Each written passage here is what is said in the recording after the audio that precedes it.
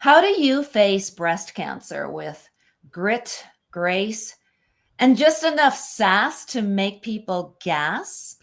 Simple. You laugh your way through the tears and write a book called Peek-a-Boob. Today's guest is Shelley Malicote Stutchman. She is a nurse, author, speaker, and a survivor who turned her fight with cancer into a heartfelt, hilarious, and deeply helpful memoir. And she's here to talk about life and loss, falling in love at age 67, and the brutally honest, wildly funny book that came out of it all. Shelley, hello and welcome to the show. Well, thank you. Good to be here. It's good to have you, and I'm so excited to hear about your amazing story. You and I met last year at WriterCon, and I think you were getting ready to release your book. That's And then I correct. saw you talking about it on Uh-huh. Facebook. Congratulations on your BookFest award and all your other recognitions as well. You've come so far in just that year, and I just want to say bravo to you. It's Well, thank amazing. you. Being retired helped. That helped. Right, right. Well, okay, we kind of set the stage a little bit, but let's take us back because you had so much going on in your life and then bam, you got this Mhm. diagnosis. Can you tell us about when you were first diagnosed with breast cancer? Well, it was the end of February of 2022. And my fiance and I was 67 years old at the time, had just built a brand new house and moved into it in January. I was working a job I loved. I was the marketing director for a hospice and home health company. And we'd just gone to Vegas and we were planning our wedding for June. And we were going to have a groovy hippie wedding because he said, I want to be able to wear my shorts and my Hawaiian shirt. You just have to plan it around that. So we had a lot of fun planning that in February for June. And then at the very end of February, I went in for my normal mammogram, not expecting any bad news. But then on the Friday after I had had it on a Tuesday, I got a call back from the center and they said, well, we've seen something that we just don't really like. Can you come back on Monday? Hmm. Well, it takes a minute when you hear that to really process what they're telling you. And of course, I checked my calendar, but nothing was going to be more important to me than getting that checked out on Monday. So I hung up the phone, and then a million questions came to my mind. Well, I'm not sure if they planned those calls to come at 4:30 in the afternoon on a Friday because when I called back, all I got was, if this is an emergency, call 911. If not, call us back during regular business hours, Monday through Friday. Well, when you get that diagnosis, it seems like it's an emergency to you. And so I coped that weekend the best way I could. I laid down on the couch, binged on Netflix movies, and had pizza, ice cream, cookies, and chocolate all around me till when Monday morning came, I had gained 3 pounds. But the reason I did that weekend, I could numb myself out that way, much the way an alcoholic can numb themselves with their drinking. It was the same effect with Netflix and sweets for me. Yeah, it was comfort. It was literally comfort food. And your book, okay, you have such a great sense of humor, obviously. The title, the graphic, and everything. It kind of just speaks to your personality as well. Can you talk about making your journey? And I know you started with journaling too. Maybe touch on that a little bit, but bringing out the humor, looking at things with the lens of, okay, I'm gonna be a survivor, and I'm gonna, keep my sense of humor intact. Can you talk Mhm. about that? Well, that really happened a little bit down the road because at first I was basically, as I said, numb. Mhm. But then one day when I had gotten lymphedema also from the breast surgery because they took out some lymph nodes. And I was mad that I had another thing coming at me. So when I sat in my car, I started pounding on my steering wheel and saying, okay, big guy, I've had enough. You can stop. Stop it now. Stop, stop, stop. And I kept pounding on my steering wheel, and I looked over, and there was a man in a car next to me. And I never saw such a look of fright on somebody's face, because I know he thought I was crazy.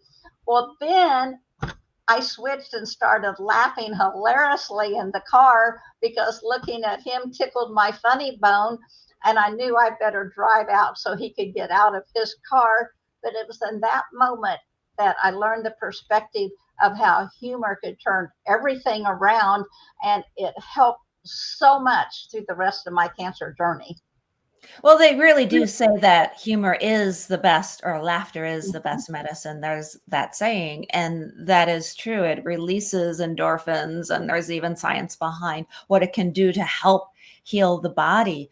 I'm curious, because you took your journal entries, so you didn't necessarily begin writing a memoir. You were just journaling in the beginning. Can you talk about the writing journey you took? Yes, when I got diagnosed with cancer, I called a friend of mine who, she was only 40 and she had just gone through rectal cancer, but she had posted her journey on Facebook. And I was talking to her how brave she was. And she goes, well, you have breast cancer and you're a verbal person. Why don't you start posting on Facebook? Just, if you can only help just one person.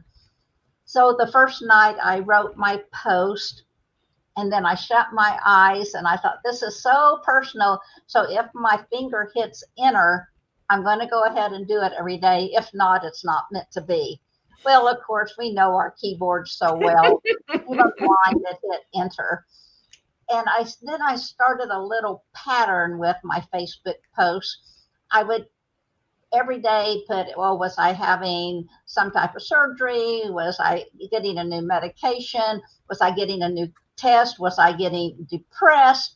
Was I laughing about something? Had I learned something new? Then I would follow up what happened that day with some internet information from WebMD, the American Cancer Institute, Mayo Clinic, MD Anderson. Then I would follow that up with a quote, because I always like quotes. They're inspiring to me. Then that I would follow up with, like you and I were just chatting, having coffee, because I was thinking probably the majority of people that would be reading this and interested in it, besides my family, would be other women going through the journey. But here's how the book came about from that. I started getting a tremendous amount of private messages from women. And I'm going to take a little sip of water here. Please do. Yes, yes. Not just from the United States, but literally some women from all over the world. And they kept saying, thank you for your transparencies. My doctor didn't tell that. Oh, I feel the same way. And then they started saying, you should write a book. You should write a book. You should write a book. And so I thought I should write a book. and there you wrote the book. And so I started keeping those entries, and I had enough of them at the end of the year, because I journaled on Facebook for 1 year, to make a 432-page book. It's amazing. And you're helping others too, because like you were saying, you're talking about things that your doctor, the nurses might not say. There's stuff that happens in that environment, the testing to your body, your emotions. Can you talk about just sharing some of that advice and what some of those things are? Tell us. So, like, people are listening right now, probably wondering, well, what do I need to know? What should I do if I'm in this situation? Can you share some of that? Sure.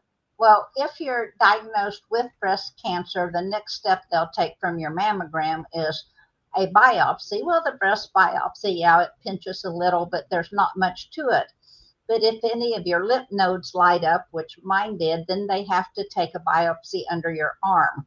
They don't prepare you. As I said in the book, it felt like all the horrors of hell had been unleashed when they put that big old needle under your arm. So I wish they would kind of have prepared me for that. Another thing that they don't really let you know and tell you about is some of the medications will make you so tired. All you want to do is sleep. Well, I was working at that time, and thank goodness I had a great boss, but I had to push my way through. And sometimes, I might take a 15-minute snooze at my desk, but for my boss, that was all right for me to do. But another one of the things they don't tell you, some people will ghost you, which that really surprised me. It's some of the people in your life that you think are going to be your biggest supporters, and either they just don't want to deal with you having an illness, or they don't know what to do and you don't hear from them. And that hurts tremendously. But I talked to a lot of women, and it wasn't just me that it happened to, because I wanted to wait before I put that in the book. And there's not a single woman I had talked to that somebody in their friends or their family had not ghosted them during having their cancer. Now, another thing that you aren't prepared for is sometimes, your friends, people, they don't know what to say to you.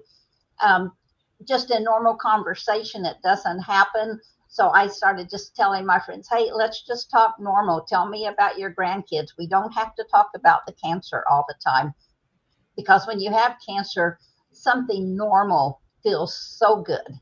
So in a way, by just talking about the grandkids, talking about Right. going out to lunch or doing an activity can bring that normalcy back, and that just feels good Mm-hmm. and comforting.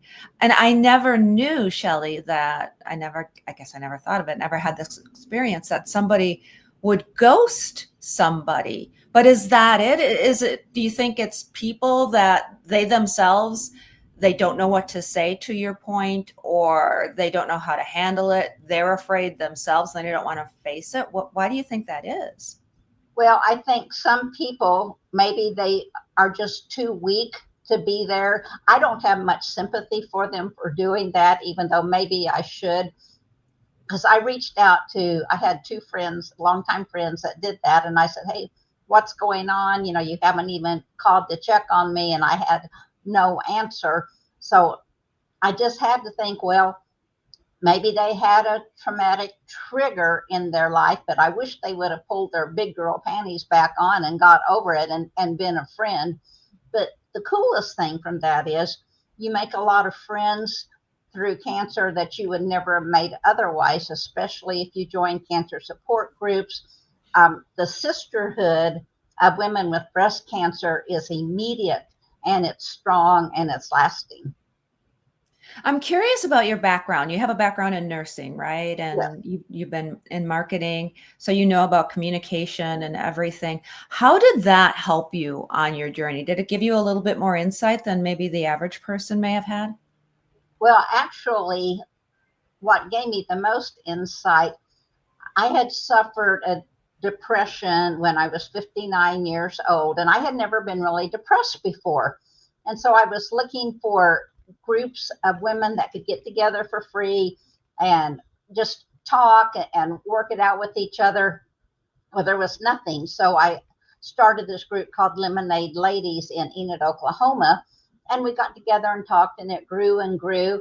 And then from that, I opened a mental health agency. Now, I have no license, no degrees in mental health, but I hired people that were licensed therapists and all sorts of types of things. We had traditional therapy, Reiki therapy, music therapy, but I wanted it affordable for people.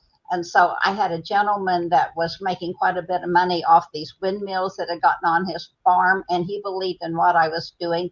So he paid my staff, and a doctor in Enid gave me a free building. But in the process of that, I learned a lot of the questions, a lot of the emotions that people go through, and how to work, through situations like that. A lot of it is through journeying and doing self deep dives into yourself. But that reminds me, I want to go back to one thing that a lot of people don't think about that has to do with psychology. One lady had a daughter that was 12 years old. Well, she had gone through breast cancer, and her mother had gone through breast cancer. And both her and her mother wore these t-shirts that said, yes, they're fake. My real ones tried to kill me, which is a t-shirt people tend to think is funny. But the 12-year-old daughter was reading this, and the mother finally said, "Hey, you're developing so much now. We need to go buy you some real bras. Let's go to Target." Well, the girl didn't want to go and stomped around, and she finally got her to go to Target with her. When they came home the next day, she found all the bras in the trash can again. And she didn't know what the heck was going on. So she called her mother over.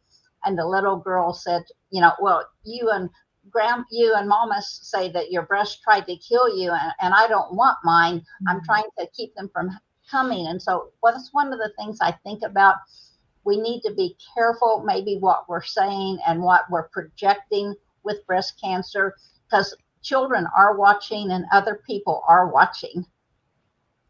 That is such a great point. Thank you for making that. My heart just broke for that little girl, because you're going through so much when you're that age, when you're coming of age, and the body's changing and the emotions, and to have something like that hit you and impact you, you're so right. We need to be cognizant of how we say things and the messages we put out there. And I could see where that little girl was thinking like that. But having the mental health agency that I had for several years, let me just start thinking about putting some of the psychology in the book too. And congratulations on building that mental health center. That is astounding.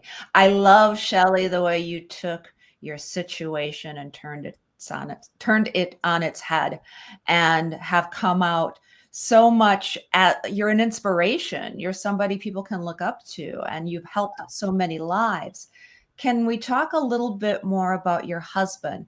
Because he seems like he must be a pretty incredible guy and going through this. What was he saying? What were his thoughts? Oh, he's been wonderful. Of course, we were engaged when I got the diagnosis, and we talked about it, and he said we're in this together and was always by my side. But once I had the first surgery, which was a partial mastectomy and some lymph nodes removed, I had this burning question while I was at home recovering. And I thought, can I really ask this man to take on a bride with breast cancer, not knowing if I'm going to do well, if I'm going to do poorly? That's an awful big step to ask somebody to take. So I pulled on my big girl panties that day, and I went into his office, and he was looking at his computer, yelling at the politicians. And the minute I sit down, he said, "I just got to stop looking at all this negative stuff, only positive now." And I thought, wow, I really picked a good time, but I had to do it. And I said, "Neil, if you want to back out, I'll understand, because asking you to take on a bride with breast cancer is asking an awful lot. And when you proposed, I didn't have that illness." Well, he was silent. And I was thinking, oof, I don't have a backup plan. But then he got out of his chair and walked over to me, put his hands on his hips, and said, "Go put on your prettiest dress. We're going to get married right now." Well, I should have jumped up and down, but for some reason, all I did is say thank you. But I was relieved, and I said, "Well, let's go ahead and wait till our June 17th, because I want to have our wedding then," which was 6 days after my last treatment. And we had 100 people there, and it was a wonderful wedding. He ended up winning the Pink Tie Guy Award with Susan G. Komen for men that do outstanding things for women with breast cancer. And he wrote the last chapter of the book, talking to the men about things like the first things that pop into a man's head are, number one, I hope she's okay. And number two, I don't know how to be a caregiver. I've never been a caregiver. And number three, well, what about finances? How is this going to affect our finances? And so he delves into that with the men and their points of view. And I know that chapter has been very helpful. And I've had a lot of women tell me that that's the first thing they do when they buy the book. They have their husbands go to the last chapter.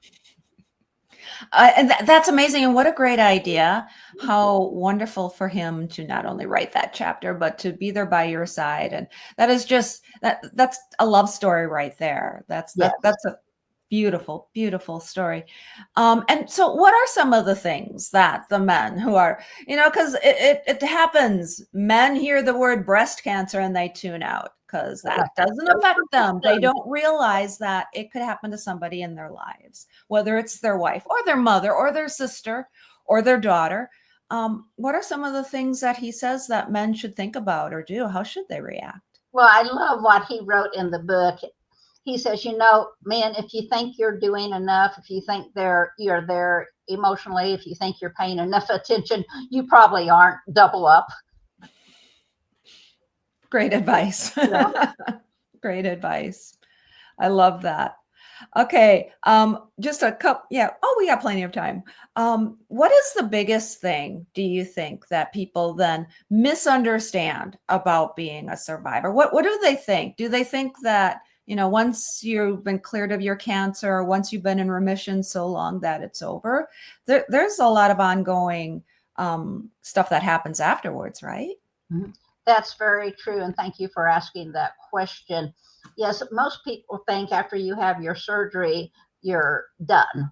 Well, after you have your surgery and your treatments, a lot of these treatments have lasting effects. Most 80% of cancers are estrogen fed, estrogen positive, and they put you on aromatase inhibitors. Now, I couldn't last on it because the side effects were terrible, but I still have some side effects from being on that drug for as long as I was.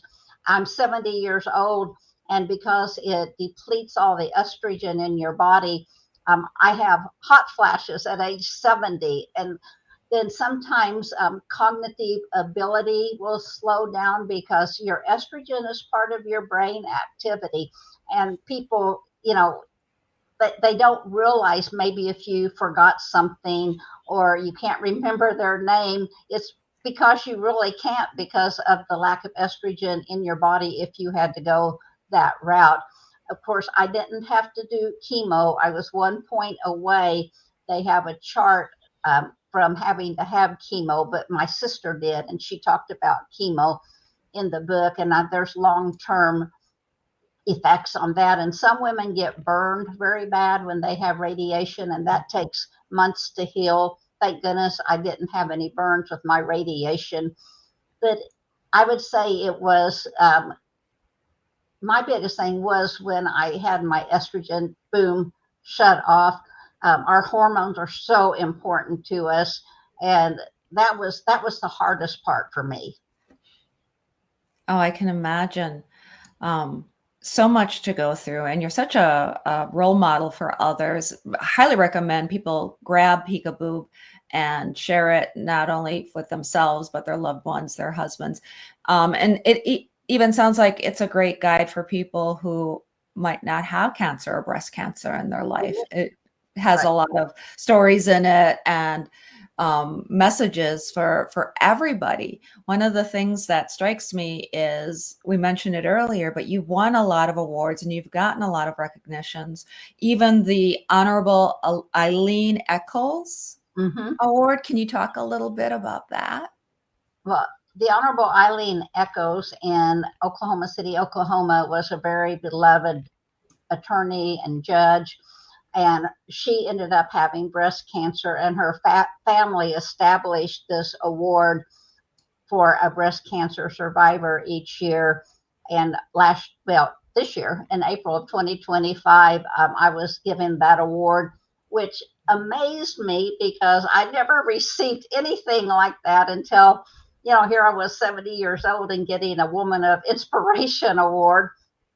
Plus, I'd like to let people know, just because you get older and just because you get cancer doesn't mean you can't achieve your dreams. When I was 18, I wanted to be a newspaper reporter. Well, in February, I turned 70. In March, I went and applied for a job as a freelance reporter for the Guthrie News Leader in Oklahoma. And I got to be my Lois Lane starting at 70. I love that. I love that. You're absolute proof that people can do anything at any age and with anything going on in their lives. You're truly an inspiration in that sense. What's next? What do you got up your sleeve next? Anything else that you're working on? Another Well, book? I was working on a different kind of journal, and I know there's lots and lots of journals out there, but I ask a question and I tell about how I handled that question. I'm almost finished with it, and it's going to be 365 pages, a question a day, but you don't have to fill it out each day.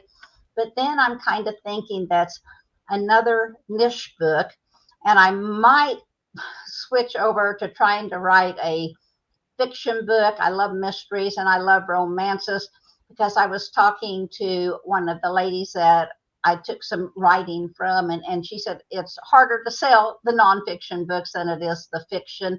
And sometimes I get discouraged, in the amount of sales there are with my book being such a narrow audience, because, okay, you're going to laugh when you hear this.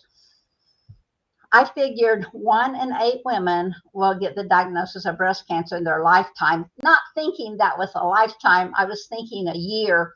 And with the population of women in the United States at the year I was figuring that, I was figuring I was going to sell 21 million books my first year. But of course, that didn't happen.